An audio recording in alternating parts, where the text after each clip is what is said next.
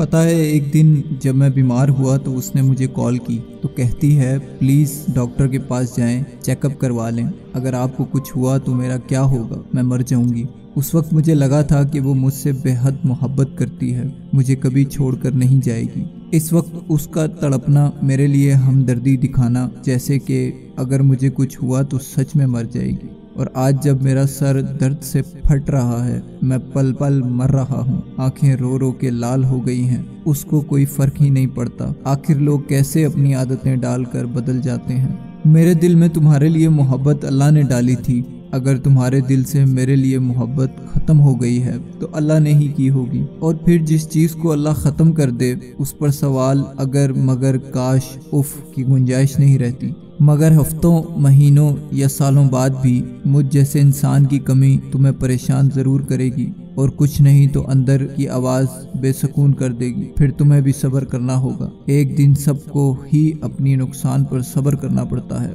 جیسے آج میں تمہارے منہ پھر جانے پر صبر کیے ہوئے ہوں، تمہیں بھی تو جواب دہ ہونا ہوگا۔ مجھے ایسا لگتا ہے شاید میں گزرے دنوں کے ساتھ اپنا ذہنی توازن کھو رہا ہوں، یوں ہی بیٹھے بیٹھے آنکھیں نم ہو جاتی ہیں۔ کہنے کو میرے پاس ہر رشتہ ہے، لیکن پھر بھی میں خود کو لاوارث محسوس کرتا ہوں۔ ہجوم میں ہوتے ہوئے بھی ایک سناٹا محسوس ہوتا ہے، ایسے لگتا ہے جیسے میرا سب کچھ چھن گیا ہو، مجھ سے کسی بھی چیز میں دل نہیں لگتا، موبائل کو پکڑ کر گھنٹوں سوچتا رہتا ہوں کہ کیا کرنا ہے۔ عجیب بے چینی ہے، ایک جگہ رکا ہی نہیں جاتا، بس دل کرتا ہے کہیں دور چلا جاؤں، ایسی جگہ جہاں میرے علاوہ کوئی نہ ہو، وہاں جا کر بہت زور سے چیخوں کہ ضبط ٹوٹ جائے۔ اب تم میری فکر مت کرنا، یہ اداسی مجھے نوچے، وحشت مجھے مار ڈالے، یا تمہارا انتظار مجھ پر موت کی سختی کی طرح اترے، یا میت کے پاس بیٹھے لوگوں کی طرح تمہاری یادیں مجھ میں بین کرتی رہیں، تم فکر مت کرنا۔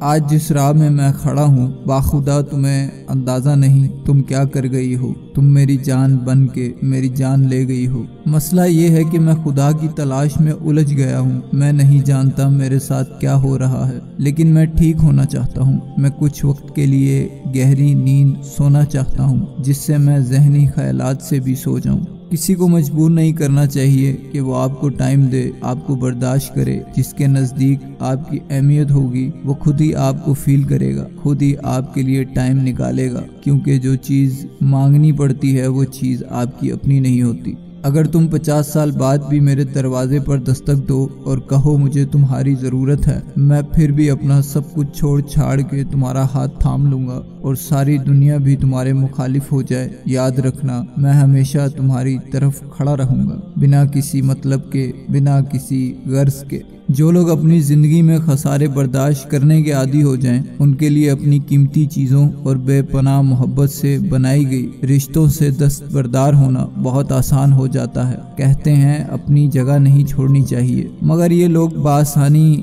منظر سے ہٹ جاتے ہیں، اور عجیب یہ ہے کہ اس پر ملال بھی نہیں کرتے۔ ہونے کا ہنر انسان بہت اذیتوں اور تکلیفوں سے گزر کر سیکھتا ہے، مگر ایک بار کسی شخص کی تکلیف کامل ہو جائے اور وہ اس فن کو سیکھ جائے تو پھر وہ چیزوں اور لوگوں سے بے نیاز ہو جاتا ہے۔ پتہ ہے وہ تیری ہر اذیت سہ کر بھی زندہ ہے، تو اسے گلے لگا کر دیکھ شاید مر جائے۔ پتہ ہے بہادر مارے جاتے ہیں، ذہین پاگل ہو جاتے ہیں، دنیا بے وقوفوں سے بھری رہتی ہے۔ کسی نے صحیح کہا ہے، جہالت بہت بڑی نعمت ہے، شعور آپ کو تکلیف میں ڈال دیتی ہے۔ سورہ مریم ہمیں سکھاتی ہے کہ صبر کرتے کرتے اگر دل بے قرار ہو جائے، جیسے حضرت حنا رضی اللہ تعالیٰ کا دل ہو گیا تھا، اللہ سے یہ بھی کہہ دینا چاہیے کہ یا رب مجھے تو صبر گوارا تھا مگر دل تڑپ گیا ہے۔ سورہ مریم ہمیں سکھاتی ہے کہ کسی کے پاس اگر وہ نعمتیں موجود ہیں جو آپ کو اپنے لیے ناممکن